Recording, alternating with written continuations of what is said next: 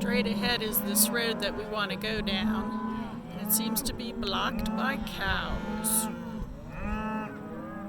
We got some kind of roundup going on here where it looks like some people riding around on ATVs trying to keep the stray ones from straying.